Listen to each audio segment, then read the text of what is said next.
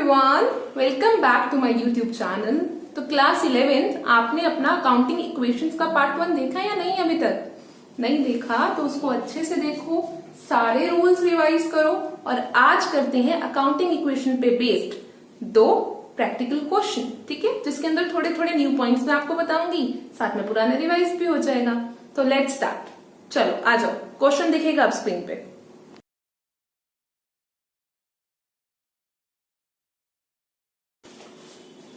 तो accounting equation का question solve करने के लिए मैंने आपको फर्स्ट पार्ट में भी बताया था कि हमेशा अपनी कॉपी को आपको लैंडस्केप मोड पे रखना है। और अब बनाते हैं उसका फॉर्मेट। एक बड़ी सी neat and clean line draw करेंगे, ठीक है बेटा, सीधी लाइन ड्रॉ करने की कोशिश किया करो, धीरे धीरे आदत पड़ जाएगी। एक और लाइन ड्रॉ करेंगे उसके नीचे। फर्स्ट कॉलम किसका बनेगा? Serial number. वेरी गुड, याद है सबको, है ना? फर्स्ट कॉलम बना सीरियल नंबर, सेकंड कॉलम बनेगा ट्रांजैक्शंस का, सेकंड कॉलम बनेगा ट्रांजैक्शंस का। बाकी के पूरे पार्ट में हम अपनी ट्रांजैक्शन करेंगे और 1 लाइन और ड्रॉ कर लेंगे इसी के नीचे एसेट्स लायबिलिटीज लिखने के लिए। चलो बन गया, ठीक है। लिखते हैं साथ में सीरियल नंबर, ऊपर आ गया सीरियल नंबर, ट्रांजैक्शंस, और क्या होती है अकाउंटिंग इक्वेशन? फटाफट बता दो, क्या होती है accounting equations? Asset equal to liabilities plus capital. Very good. Assets is equal to liabilities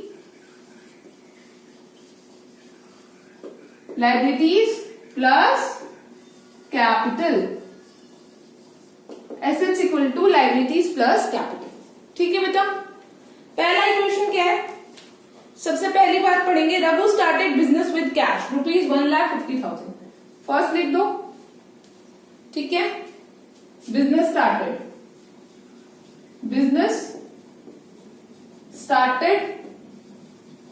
with cash. और अगर बेटा बिजनेस कैश के साथ साथ मान लो वो कहे कि मैं स्टॉक भी लाया हूं, मैं गुड्स भी ला रहा हूं बिजनेस स्टार्ट करने के लिए, और क्या कहे, वो कहे कि साथ साथ में मैं लेके आया हूं एक मशीनरी, तो क्या करेंगे? अभी हम यहाँ पे सिर्फ कैश लिखते हैं, एसेट्स में मैं सिर्फ कैश लिखती हूँ, वहां मैंने कैपिटल के नीचे लिख देना है, ठीक है। यहाँ मेरी कैपिटल आ गई। तो कैश वो लाया है 1,50,000 का, तो अगर वो यहाँ पे कैश के साथ साथ मशीनरी भी लाया होता तो मैं क्या करती, यहीं पे प्लस डाल के मशीनरी लिख लेती, मशीनरी की वैल्यू यहाँ लिखती, इन दोनों का डॉट भी कैपिटल पे लिखती। कंफ्यूज मत होना, ठीक है। अगर वो पहली इक्वेशन में यही दे दे कि business started with cash, cash, machinery और गुड्स, तो गुड्स के नाम की जगह पे क्या लिख देंगे? प्लस में मशीनरी, प्लस में स्टॉक। गुड्स नाम नहीं लिखते, स्टॉक लिखते हैं, ठीक है। अब कैपिटल में क्या कर देंगे? 1,50,000 डाल देंगे। याद है ना सबको? नहीं याद तो फर्स्ट वीडियो फटाफट देख लो ताकि सबको आ जाए अकाउंटिंग इक्वेशन करना। स्कूल शुरू होते ही इसका टेस्ट होगा आप लोगों का, और अकाउंटिंग इक्वेशन आना है पक्का पेपर में, पढ़ लो सारे, ठीक है। तो यहाँ आ गई न्यू इक्वेशन। न्यू इक्वेशन में हमने ये 1,50,000 नीचे लिख लिया और वहां से भी 1,50,000 नीचे आ गया, क्योंकि business started with cash. Assets किसके बराबर होती है? लायबिलिटीज प्लस कैपिटल के बराबर। आगे है bought goods for cash ₹80,000 and on credit for ₹40,000। अब गुड्स की बात कर रहे हैं तो ऑफकोर्स सी बात है स्टॉक बनेगा। गुड्स खरीद रहे हैं तो स्टॉक बनेगा। गुड्स कैश में भी खरीदे हैं और क्रेडिट में भी खरीदे हैं। गुड्स अगर क्रेडिट में खरीद लेते हैं तो बेटा लायबिलिटी बनती है ना क्रेडिटर्स की। बताया था मैंने आपको, परचेजेस अगर क्रेडिट पे करते हैं, कोई भी सामान अगर उधार खरीदते हैं तो लायबिलिटीज बनती है क्रेडिटर की। सेकंड लिखेंगे bought goods for cash and credit. Bought goods for cash and credit. Bought goods for cash and credit. Bought goods for cash and credit, cash में खरीदे 80,000 के। अब जो चीज आएगी उसको प्लस, जो चीज जाएगी उसको माइनस। माइनस में लिखना है तो ब्रैकेट में लिखेंगे। सामान आया होगा, कैश गया होगा। कैश गया कितना, 80,000। कैश कितने से चला गया, 80,000 से चला गया, ठीक है। और टोटल कितने का सामान आ गया, 80,000 प्लस 40,000, 80 प्लस 40, ठीक है। तो टोटल हम स्टॉक में कितना लिख देते हैं, स्टॉक पहले कुछ नहीं था, 0 था। अब स्टॉक कितने का बन गया, 80 और 40, 1,20,000 का। चाहे क्रेडिट पे खरीदा हो चाहे कैसे भी खरीदा हो, स्टॉक तो आया ना। और क्रेडिटर्स कितने के बन जाएंगे, इक्वल टू में 40,000 के क्रेडिटर्स, कैपिटल पे कुछ फर्क नहीं पड़ा। 80,000 कैश चला गया, 40,000 क्रेडिटर बन गए, 1,20,000 से स्टॉक बढ़ गया। और अब न्यू इक्वेशन बनेगी तो देखना एसेट्स फिर से किसके बराबर हो जाएगा, लायबिलिटीज प्लस कैपिटल के बराबर ही रहेगा। 1,50,000 में से 80,000 गए, कितने बचे, 70,000, 70,000 प्लस 1,20,000 कितना बनता है, 1,20,000 प्लस 70 कितना हो जाएगा, 190। अब देखें उधर 190 बनता है कि नहीं, 40,000 प्लस 1,50,000 बन रहा है ना 190। तो इक्वेशन मतलब सही चल रही है। आगे, goods costing ₹75,000 sold at a profit of 33, 1/3%, half the payment received in cash. इसी इक्वेशन की वजह से मैंने ये वाला क्वेश्चन चुना है। ये आपको आपकी बुक्स में भी क्वेश्चन मिल जाएगा, तो ध्यान से समझना। फिर से रीड करती हूँ मैं। गुड्स कॉस्टिंग ₹75,000, कॉस्ट कितनी है गुड्स की, ये मैं आपको समझाने के लिए लिख रही हूँ यहाँ पे, ठीक है ना। कॉस्ट है 75,000, अच्छा कॉस्ट कितनी है 75,000। प्रॉफिट कितना हो रहा है उसको बेचने में, प्रॉफिट हो रहा है 33, 1/3%, 33, 1/3% का प्रॉफिट हो रहा है। आगे, half the payment received in cash, आधी पेमेंट ही कैश में रिसीव हुई है और बाकी की आधी क्या हो रही है, बाकी की आधी पेमेंट आपकी क्रेडिट में, मतलब आपको बाद में मिलेगी, मतलब डेटर बनेगा इससे, ठीक है। हाफ पेमेंट कैश में, ये सारे पॉइंट्स लिख लिए। अब फटाफट देखो, कॉस्ट कितने की थी 75,000 की, प्रॉफिट किस पे हुआ होगा, कॉस्ट पे हुआ होगा। प्रॉफिट किस पे हुआ होगा, कॉस्ट पे हुआ होगा। कॉस्ट प्लस प्रॉफिट मिलाकर ही तो उससे पैसा लोगे ना। मान लो ये मेरा एक पेन है, मैं कहूं इसकी कॉस्ट 5 रुपए है और इसको बेचने पे मुझे 6 रुपए का प्रॉफिट होता है। कॉस्ट कितनी है 5 रुपए, बेचने पे प्रॉफिट कितना हुआ 6 रुपए।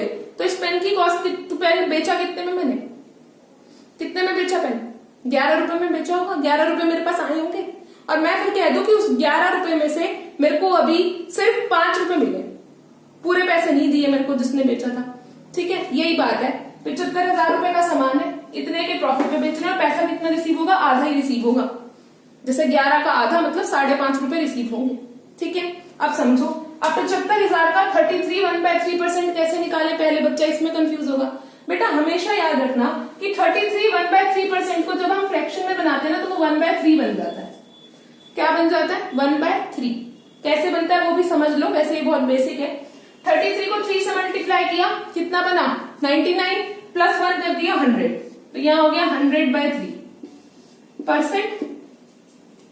100/3%, परसेंट को हटाएंगे क्या हो जाएगा, मल्टीप्लाई में 1/100 आएगा।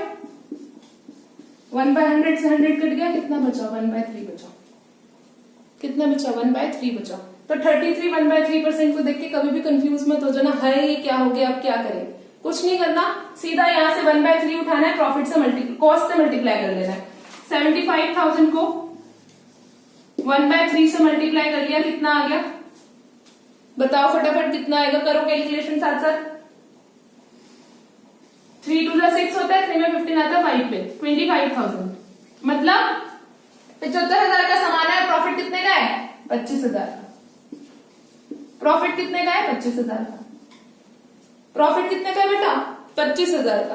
तो टोटल गुड कितने के हो गए, टोटल गुड्स की वैल्यू कितनी हो गई, कितने में बिके हो 0 0 0 5 5 10, 1 लाख में। कितने में बिके 1 लाख में, ठीक है। और इसमें से 50,000 रुपए तो कैश आ गया क्योंकि हाफ पेमेंट रिसीव हुई है कैश में और 50,000 ही क्या चला गया, 50,000 ही चला गया डेटर्स में, क्योंकि वो रिसीव नहीं हुआ। ठीक है, और सेल करते हैं उधार पे तो डेटर्स बनते हैं।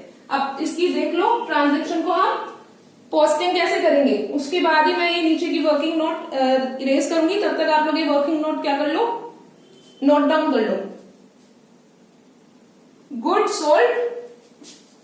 Goods sold and half payment receive in cash, half payment in cash. अब गुड्स कितने के थे, कॉस्ट को माइनस करते हैं स्टॉक में से। 75,000 के गुड्स थे तो ऑफ कोर्स सी बात है स्टॉक तो 75,000 से ही कम हुआ होगा। स्टॉक कितने से कम हुआ होगा, 75,000 से। कैश कितना रिसीव हुआ है हमें, 50,000। कैश कितना रिसीव हुआ है हमें, 50,000 रुपए दिए, उसने टोटल पेमेंट का आधा दिया, 50,000।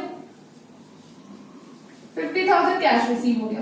डेटर्स बनेगा साथ में क्योंकि 50,000 रुपए तो अभी भी लेने हैं, और तो 50,000 के डेटर्स बन गए। और जो प्रॉफिट होता है बेटा वो कहां जाता है, इनकम गेन्स और प्रॉफिट्स कहां जाते हैं, कैपिटल में ऐड होते हैं। एक्सपेंसेस और लॉसेस क्या होते हैं, कैपिटल में से माइनस होते हैं। बताया था ना कि एसेट्स लायबिलिटीज और कैपिटल तो ऊपर ही आ जाता है, पर अकाउंट्स में होती कितनी चीजें हैं, 5। एसेट्स लायबिलिटीज कैपिटल के साथ 2 और कौन सी, इनकम और एक्सपेंसेस। इनकम एक्सपेंसेस इस वाली इक्वेशन में कहीं नहीं दिखते, तो उसकी जो ट्रीटमेंट करते हैं वो किस में से कर देते बेटा, कैपिटल में से। तो प्रॉफिट किस में प्लस कर दूं, क्रेडिटर्स तो कुछ नहीं हुए, क्रेडिटर्स ने पेमेंट नहीं की। 25,000 का जो प्रॉफिट है वो कैपिटल में प्लस कर दूं।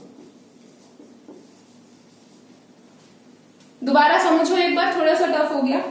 कॉस्ट थी गुड्स की 75,000, 75,000। ठीक है, 75,000 में प्रॉफिट हो रहा था 33 1/3%। मैंने आपको समझाया कि 33 1/3% का असल मतलब होता है 1/3। जिसको ये समझ नहीं आया वो वीडियो रिवाइंड करके देख लो, पीछे करके देख लो। 1/3 मतलब होता है 75,000 का 1/3 निकाल लिया, प्रॉफिट आ गया 25,000, 25,000 टोटल कर दिया। तो हमारे टोटल जो गुड्स की सेल वैल्यू आई वो आ गई 1 लाख। उसने फिर आगे कह दिया कि हाफ पेमेंट तो कैश में रिसीव हुई थी, हाफ पेमेंट कैश में रिसीव हुई थी, तो 50,000 और 50,000, 50,000 कैश आ गया, 50,000 के डेटर बन गए।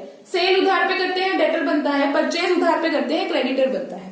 ठीक है, 50,000 को कैश में लिखा, 75,000 जो एक्चुअल कॉस्ट थी वो यहाँ पे माइनस किया, 50,000 डेटर्स में लिखा। ठीक है, फिर लायबिलिटीज कुछ नहीं बनी और जो प्रॉफिट हुआ वो कहां गया, प्रॉफिट जाएगा कैपिटल में ऐड हो गया। समझ आ गया, 25,000 का प्रॉफिट कैपिटल में ऐड हो गया। होप सो समझ आ गया होगा। जिसको समझ नहीं आया वीडियो को एक बार रिवाइंड करो और दोबारा देखो, समझ आ जाएगा। जिसको नहीं आया समझ, वीडियो एक बार दोबारा देखो, उसे समझ आ जाएगा। अब फटाफट अपनी न्यू इक्वेशन बना लेते हैं।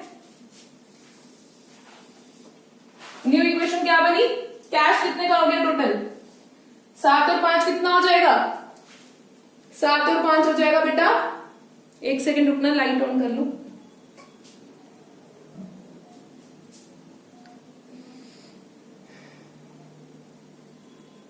सात और 5 हो जाएगा बेटा 12।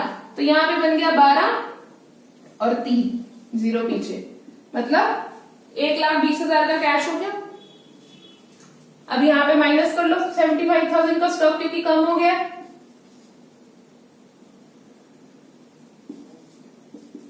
35,000 का स्टॉक बचा आपके पास, 35,000 बचेगा, प्लस एक सेकेंड रुकना, 0 0 0, 10 में से 5 गए 5, 11, 4 बचेगा, सॉरी 45,000 का स्टॉक बचेगा आपके पास, प्लस 50,000 का यहाँ पे आ गया डेटर्स, इक्वल टू 40,000 की हमारी क्या आ गई लाइबिलिटीज मतलब क्रेडिटर्स, प्लस 1,50,000 में 25,000 प्लस कर लो, 1,75,000 का आपका क्या आ गया कैपिटल आ गई, 1,75,000 की क्या आ गई कैपिटल आ गई। ये न्यू इक्वेशन होगी।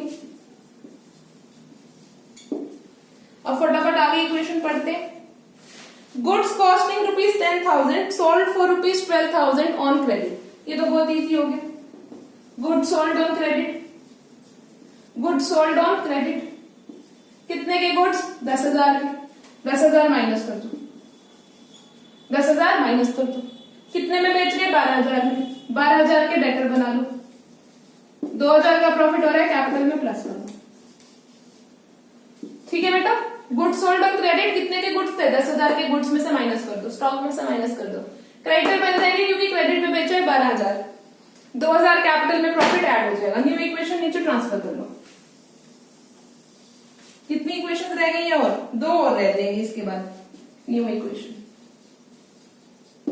1,20,000 प्लस 45 में से 10 गए 35,000 प्लस 62,000 40,000 प्लस 1,77,000। ठीक है बेटा, ये कौन सा क्वेश्चन हम सॉल्व कर रहे हैं मैं आपको बता देती हूँ। जो बच्चा डी के गोयल से पढ़ रहा है ना, तो 9th क्वेश्चन बी पार्ट, जो बुक मेरे पास है पिछले साल की, उसमें क्वेश्चन 9th का ये बी पार्ट है। आगे पढ़ते हैं। Paid for rent and salaries, 5th हो गया paid for rent and salaries, paid for rent and salaries. पे करेंगे तो बेटा कैश कम होगा। कितना पे करना है, 2,000 की रेंट है और 4,000 की सैलरी है। जब पे करते हैं तो कैश हो जाता है कम, और ये क्या हो गया बेटा, ना ये हुआ एसेट ना ये हुआ लाइबिलिटी, ये हुआ एक्सपेंस। एक्सपेंस कहां जाता है, कैपिटल में से माइनस होने जाता है। तो 2,000 और 4,000 यहां पे माइनस कर दो कैपिटल में से। अब फटाफट न्यू इक्वेशन नीचे ट्रांसफर कर लेंगे, लास्ट इक्वेशन डालेंगे और क्वेश्चन पूरा होगा उसके बाद। ठीक है बेटा। 1,20,000 में से 6,000 गए, कितने बचे, 1,14,000 बचे, प्लस 35,000 का स्टॉक हो गया, प्लस 62,000 का आपका क्या हो गया डेटर्स, इक्वल टू में 40,000 के क्रेडिटर्स, प्लस हम यहाँ पे 1,77,000 में से 6,000 जाएंगे तो कितना बचेगा, 1,71,000 यहाँ बच जाएगा, 1,71,000। ठीक है बेटा। लास्ट इक्वेशन हो गई, गुड्स कॉस्टिंग ₹20,000 सोल्ड फॉर 18,500। 20,000 के तो गुड्स है, बेच कितने में रहा है, 18,500 में, कम में बेच रहा है। अभी तक ज्यादा में बेच रहा था, अब कम में बेच रहा है। कम में बेच रहा होगा तो क्या हो रहा होगा, लॉस हो रहा होगा। ठीक है बेटा। और जब इक्वेशन में ना लिखा हो कि कैश है या क्रेडिट, तो क्या मानेंगे, कैश है या क्रेडिट तो क्या मानेंगे बेटा, तो हमेशा मानेंगे कि कैश में ट्रांजेक्शन हुई है। या तो नाम दे देगा तो मानो क्रेडिट में हुआ है, और अगर कुछ नहीं कह रहा है तो मान के चलो कैश में हुआ है। 20,000 के गुड्स थे, गुड्स में से 20,000 माइनस कर लो, यहां पे लिख लो गुड्स सोल्ड ऑन कैश। ठीक है बेटा। 20,000 के गुड्स थे, गुड्स में से माइनस कर दिया, 18,500 उसके बदले में हमें रिसीव हुआ है, 18,500 कैश में प्लस कर लिया। डेटर्स में कोई फर्क नहीं पड़ेगा इसका, क्रेडिटर्स में भी कोई नहीं फर्क पड़ेगा इसका। फर्क पड़ेगा बेटा जाके फिर किस पे, कैपिटल पे। प्रॉफिट होता था तो कैपिटल पे प्लस कर देते थे। सस्ता सामान बेच रही है तो क्या हो रहा है, लॉस हो रहा है, 1,500 का लॉस यहाँ पे माइनस कर दो। 20,000 में से 18,500 माइनस करोगे, लॉस आ जाएगा, कितने का आएगा, कितने का आएगा, 1,500 का, उसको वहां पे माइनस कर दो कैपिटल में। अब फटाफट अपना आंसर चेक कर लेते, ठीक आ रहा है या गलत आ रहा है। 1,14,000 में 18,500 प्लस किया, 0 0 5 8 और 4 प्लस किए 12 3 1 1,32,500 का तो बच रहा है कैश। 35 में से 20 गए, बचे 15,000 का स्टॉक, 62,000 का बचा डेटर, 40,000 की बची, 40,000 की बची क्रेडिटर, और कैपिटल कितने की बची बेटा, कैपिटल कितने की बची, कैपिटल हमारी बची 0 0 5 1,69,500। अब आंसर देख लेते हैं। आंसर हमारी बुक में आ रहा है, कैश 1,32,500, स्टॉक 15,000, डेटर 62,000, लाइबिलिटीज में क्रेडिटर 40,000, कैपिटल 1,69,500। बहुत बढ़िया, दिल खुश, क्वेश्चन हो गया। अब इसकी बना लेते हैं फटाफट क्या, बैलेंस शीट। इस क्वेश्चन में उसने बैलेंस शीट बनाने के लिए भी कहा है। ये फटाफट आप लोग नोट डाउन कर लो। जिसका नहीं हुआ, अगर वो पीछे रह गया तो क्या करेगा, वीडियो पॉज करके करेगा क्वेश्चन, पर क्वेश्चन सॉल्व जरूर करेंगे, ठीक है। अब बैलेंस शीट मैंने उस दिन आपको बनाना सिखाई थी। बैलेंस शीट में क्या होता है, दो साइड्स होती हैं, एक एसेट की साइड, एक लायबिलिटीज की साइड। लायबिलिटीज की साइड में क्या लिख देते हैं, कैपिटल लिख देते हैं। लायबिलिटीज की साइड में क्या लिखते हैं बेटा, कैपिटल लिखते हैं। तब जो नीचे इक्वेशन के बैलेंसेस आते हैं ना, जो इक्वेशन के बैलेंसेस नीचे आते हैं उसी से हमारी बैलेंस शीट बन जाती है। देखो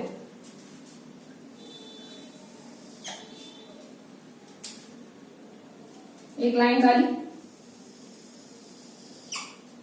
दूसरी लाइन डाली, यहां पे लिखा बैलेंस शीट।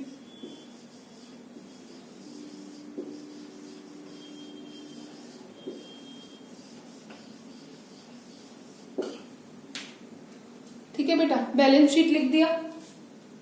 अब बैलेंस शीट बनाने के लिए हमें क्या चाहिए, जो भी आपकी इक्वेशन के एंड में बैलेंसेस आए हैं वो वाले बैलेंसेस चाहिए। देखो ये बना ले दो साइड, यहां पे क्या लिखेंगे, एसेट्स,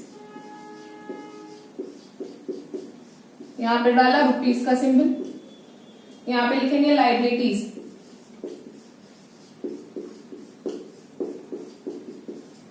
यहां पे डाला रुपीस का सिंबल। अब जितना भी एसेट के कॉलम के नीचे अकाउंटिंग इक्वेशन में आपको दिख रहा था ना, वो लिखते चलो। यहां लिख लो कैश, कितने का आया था, एंड वाली जो एकदम लास्ट की इक्वेशन बची थी इसमें कैश आ रहा था 1,32,500। ठीक है बेटा, कैश के बाद अगला क्या आ रहा था, एसेट, स्टॉक आ रहा था। स्टॉक कितने का आ रहा था, 15,000 का। स्टॉक कितने का आ रहा था, 15,000 का। फिर क्या था बेटा, डेटर्स। फिर क्या थे, डेटर्स। डेटर्स कितने के थे बेटा, डेटर्स आपके थे 62,000 के। डेटर्स आपके थे 62,000 के। यहां पे आपकी एसेट साइड हो गई थी खत्म, तो यहां पे हम इसका करेंगे टोटल। बैलेंस शीट का टोटल हमेशा मैच होगा आपका, जैसे अकाउंटिंग इक्वेशन का मैच होता है ना, क्योंकि इसी की बेस पे होती है वो। लायबिलिटीज में क्रेडिटर्स थे, क्रेडिटर्स कितने के थे, 40,000 के। और कैपिटल थी, वो कितने की थी, कैपिटल कितने की थी, 1,69,500। 1,69,500। अब ये आपका काम है कि आप ये दोनों टोटल चेक करो, देखो बराबर आते हैं कि नहीं। ये मैंने आपके लिए छोड़ दिया, ठीक है। होप से बराबर आ जाएंगे सबके। तो बेटा ये हमारा हो गया एक question complete with balance sheet.